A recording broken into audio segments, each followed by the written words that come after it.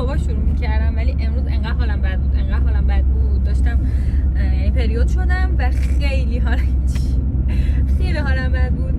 بعد دیگه الان رفتم حموم و رفتم حموم. بعد دیگه گفتم که پاشیم بریم بیرون، شما هم با خودم ببرم. یه چیزی که خیلی راجبش به من قور میزنی اینه که تایم ولاگا چرا کوتاهه. بعد نمیدونم بچه شما فیلم سینمایی میخواین چی؟ برنامه اونکورنگه، ولی سعیم میکنم که بیشتر جزا به نظر خودم 13 دقیقه 11 دقیقه اینا خیلی خوبه، ولی حالا سعی میکنم که طولانی تر بشه دیگه. با ما همراه باشی. ما همیشه از این عکس میگیریم که یادمون نره کجا پارک کردیم. چیز خاصی نمیخوایم، فقط چی میخوایم؟ فقط چیز میخوایم، شامپو بدن و اینا. نه بکنم تازه باز شده ازش. این سس سیره مزه بهشت میده.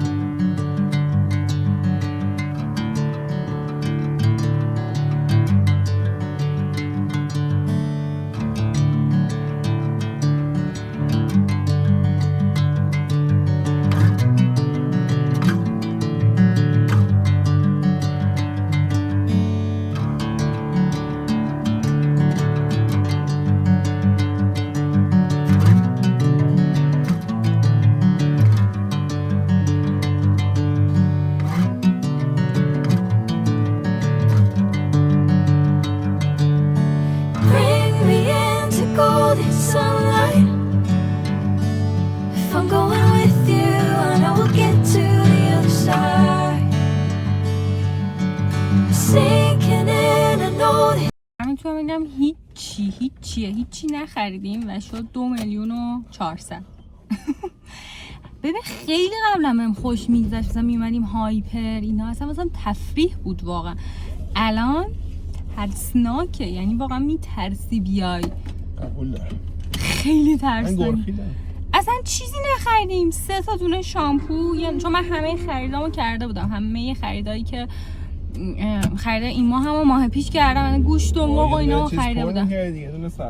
این چرخا رو پر می‌کردیم مثلا با 5 تومن 6 تومن، بعد تازه زیاد بود. بازم میگفتیم که مثلا برای چی باید انقدر بشه. یه مشما آوردیم 2 تا اینجا مثلا 2 تا سس و 3 تا شامپو و یه ناگت و دستمال انقدر. تازه تخفیف داشت، یعنی 2,700 بود شده 2,400. ترسناکه بچه، ترسناکه. ما تصمیم گرفتیم بریم پالادیوم به خاطر اینکه اصلا دلم نمیخواست برم خونه، دلم میخواست برم بگردم، حالا بریم اونجا ببینیم چیزی هست بخوریم و اگه بشه اونجا واسه شما ویدیو بگیرم. ولی خوشحالم که دارم میرم. خیلی وقت پالادیوم نرفتم. خیلی وقته.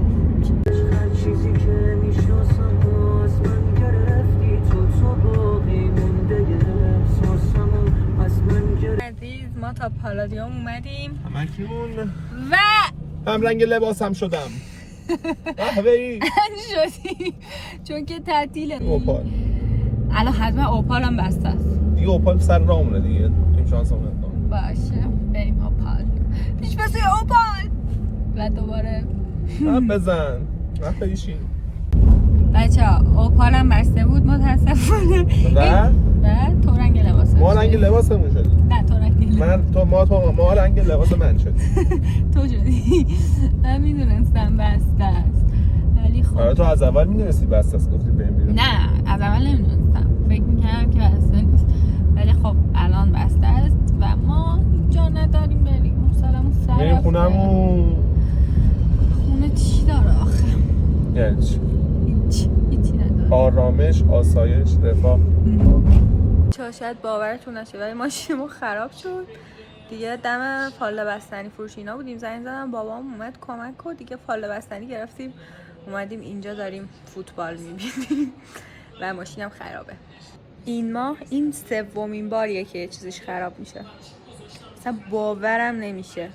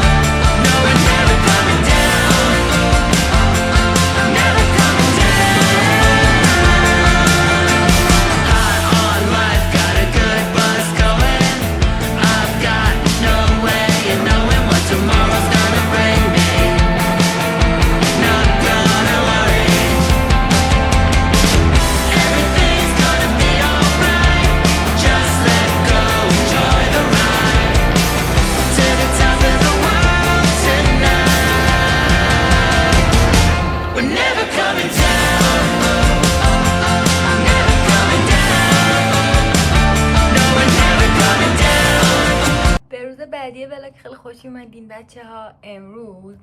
امروز که نه، امشب میخوایم بریم بیرون.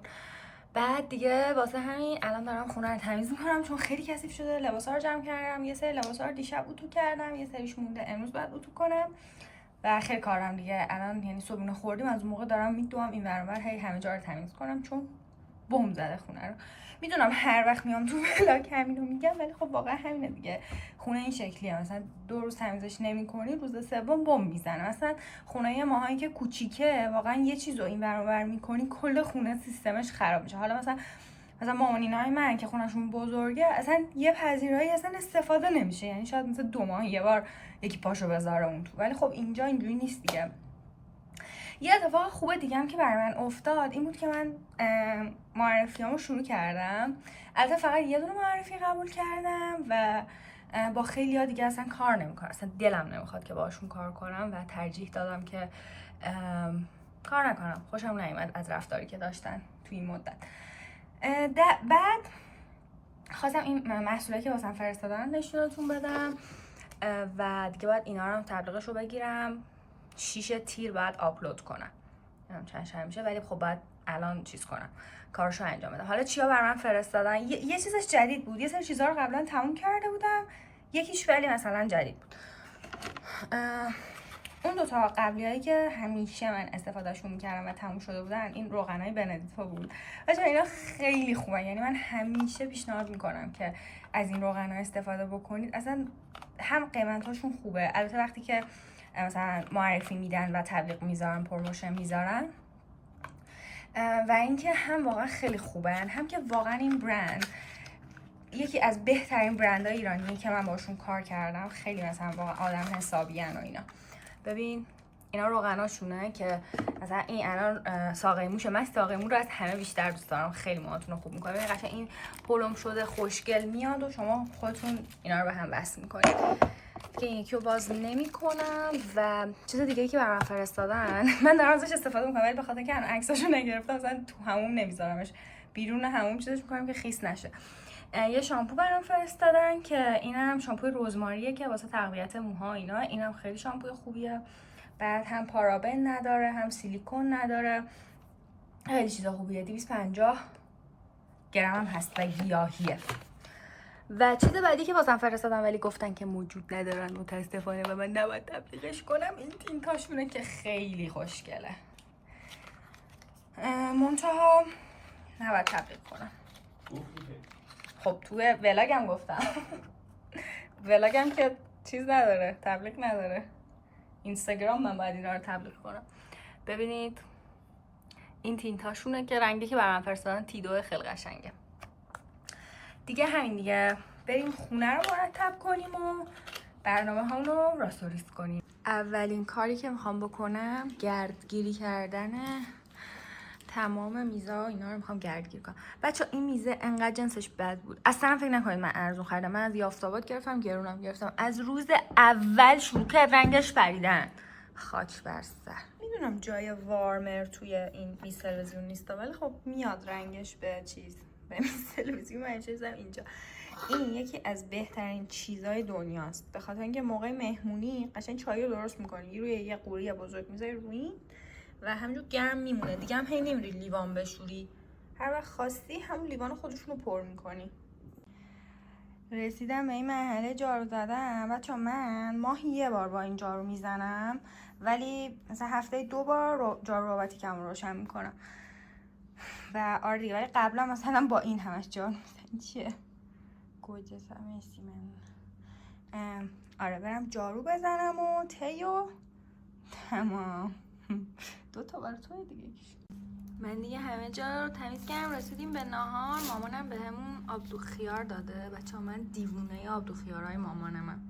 اصلا یه چیز معرکه‌ایه با این نون خشکا، چون هیچ جا نون نبود نون دیگه ای بگیریم. ولی اینا خیلی خوب میشه به نظر واسه این غذا. از الان تا مثلا یه نیم ساعت دیگه اینا وقت دارم که بشینم ادیت کنم همین ولاگی که الان دارم میگیرم و تا اینجاشو ادیت کنم. بعد باید یه دونه ویدیو واسه اینستاگرام بگیرم. بعد یعنی اول ببرم همون، بعدم بریم بیرون دیگه. من همین الان از همون اومدم، میخوام یه زیرساز میکاپ انجام بدم، بعدش برم واسه اینستاگرام یه ویدیوی با من حاضر شوید بگیرم. گفتم زیرسازو تو یوتیوب باشیم، میکاپ رو تو اینستاگرام، یعنی همه جا هستم. ببین از این چیز میزنم، از این آبرسان گارنیر میزنم که داره تموم میشه و دیگه احتمالاً شارژش نمی کنم. خیلی خوب بود، اما با توجه به قیمت‌های الان دیگه نمیارزه. حالا باید برم ببینم که چی میخوام بگیرم، بهتون میگم. مگر اینکه حالا مثلا تو آفری چیزی باشه دیگه. برای مرطوب کننده از این کلینیک استفاده میکنم که این که دیگه اصلا نمیارزه، اصلا بهتون پیشنهاد نمیکنم. واقعا هیچ چیز خاصی نداره که بخوام بهتون بگم که چیز برلین رو بگیرید، مگر اینکه واقعا آدم لوکسی هستین، کلا دلتون چیزای لوکس میخواد. آره، یا بودجهتون خیلی زیاده، نمیدونین با پولتون چیکار کنین. آره ولی واقعا در غیر این صورت، یعنی من اگه پولم داشته باشم اینو اونقدر، یعنی در مقابل این خیلی چیزای بهتری هستن. برای اینکه کانسیلرم بهتر بخوابه از این دور چشم هیدروبوس نیتروژن میزنم که واقعا همینه کارش فقط، یعنی کار دیگه ای نمیکنه. به نظرم فقط یه آبرسانی میکنه واسه زیر کانسیلر. ما داریم میریم، اینم استایلمون. بگو چند سالته؟ نه این از لباس بچه فروشی خریدم بچه. چند ساله؟ 12. مالا 12 ساله. من 12 ساله هست. سندلم پوشیدم با کپ پایک. چطوره دوستان عزیز؟ اونجاست که بوی تو باشه.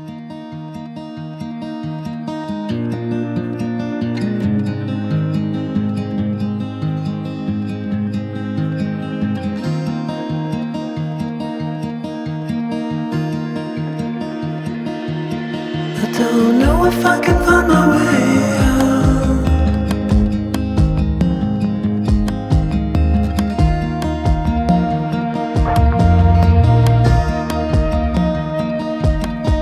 I'm stuck in a prison of doubt. In this time. ما رسیدیم این کافه، اسمش هست روستار. خیلی هم شلوغه، بریم ببینیم چه جوریه. های چه قیافه من بچه ما اومدیم این کافه، خیلی خیلی شلوغ در فعلا. من چرا اینجوریه؟ من یه دقیقه صاف بگیرم. آره در فعلا بستن انقدر شلوغه من نمیتونم بریم تو. آره ان شاء الله که وام کنن بریم. ببین اینجا رو بستن مردم تو ببینن کجا رو بستن. آره This is blocked. و مردم تو و ما این اسکول اون خانم زرده خیلی خواسته ناناسه واسه.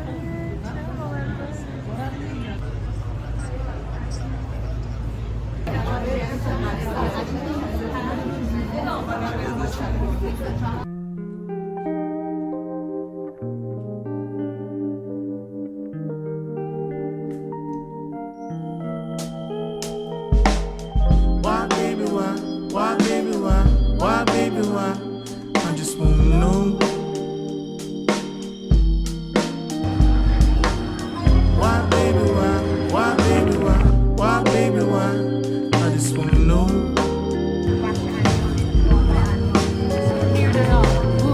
Did you pause for a minute? Did you even feel it? بزن مایا Yeah, you felt it بزن for a minute. Why, baby, why? Why, baby, why? Why, baby, why? I just wanna know.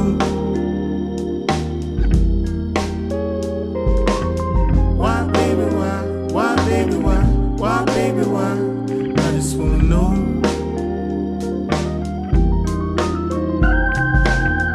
It was in the air. It was a smile. I was humming. You were whispering something.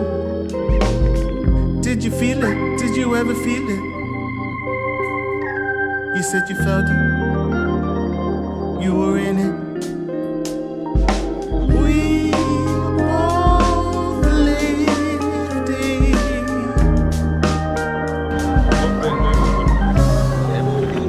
You got me wrong and I got you wrong.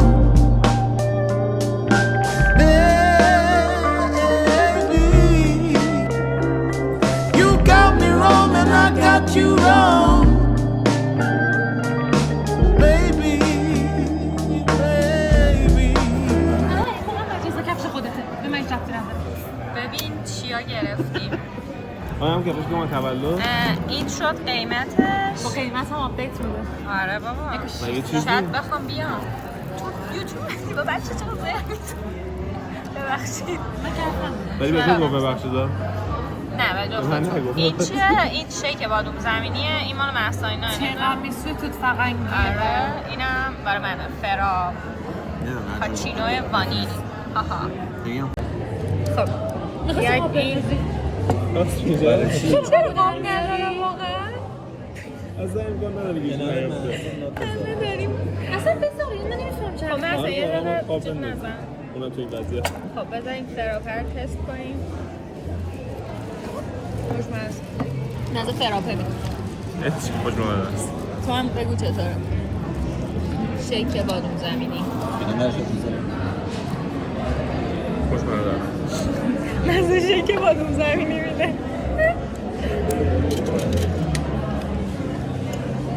خوشمزه از مال من خوشمزه وسطش نور میره زارد بچه این کافه به نظرم کافه خوشگلی بود عکسای قشنگی میتونیم بگیریم به نظرم اگه میخوایم بیاین وسط روز بیاین بعد همه چیز خوب بود دیگه کیفیتش هم خوب بود ولی قیمتاش واقعا گرون بود به نظرم گرون بود اونقدر گرون نبود اونقدر گرون بود دیگه بعد دیگه ولی خوب بود به نظرم این که بیاین مثلا وایبش خوب بود باحال بود میگم خوش میگذره واقعا ولی خب خیلی شلوغه اینو در نظر بگیرین اگه وسط هفته بیایم مثلا خیلی چیز داره بهتره به نظرم و اینکه ما الان داریم میریم خونه به محسنینا هم گفتم بیان با هم دیگه باشیم یکم بازی و اینا کنیم و خوش بگذرونیم دیگه به محسن گفتم بیان دیگه با ما باشیم من زودتر دارم میرم بالا حالا تا بچه ها بیان برم یکم خونه رو مرتب کنم که تمیزه بچه ها تمیزه یک بود یا 15 بود؟ نمیدونم این برنامه بچه های زیر 30 ساله، نه 30 ساله بالا دیگه. ما آمدیم خونه اسپلندور بازی کنیم، یه بازی قشنگ. این خیلی باحاله بچه ها، حتما بگیرینش. بچه ها ببینید جواز من کی میدی؟ داریم سوسیس تخم مرغ اساسی، عشق و حال، براه، پیتزا براه. پیتزا چه سس تخم؟ این پیتزا میشه دیگه. آره. دیگه یه هایی اومدیم اینجا دیگه، همینو داریم مثلا خوردن. الان شبیه تخم مرغ بشیم، صبح هم تخم مرغ خوردیم. به روز سوم ولاگ خوش اومدیم. فکر کنم اولین بار دارم 3 روز پشت هم ولاگ میگیرم. به هر حال الان دارم نهار درست میکنم. میخوام زرش پلو با مرغ درست بکنم. اینا رو گذاشتم یخشون آب شه. روغنم هم داغ شده، پیازم هم خورد شده. بریم زرش پلو با مرغ درست کنیم.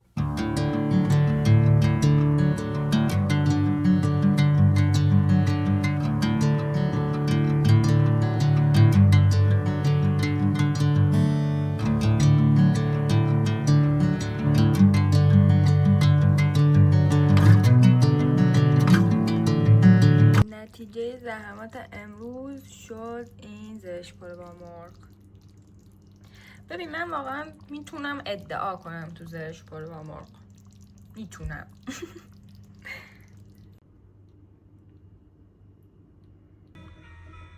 چقدر سوسو صدا میده، ترسیدم. بچه ما داریم میریم بدمینتون بازی کنیم. اینم از من.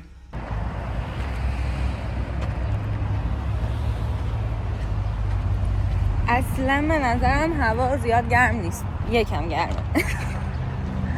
ولی جدا خوبه، یعنی میشه تحمل کرد و بازی کرد.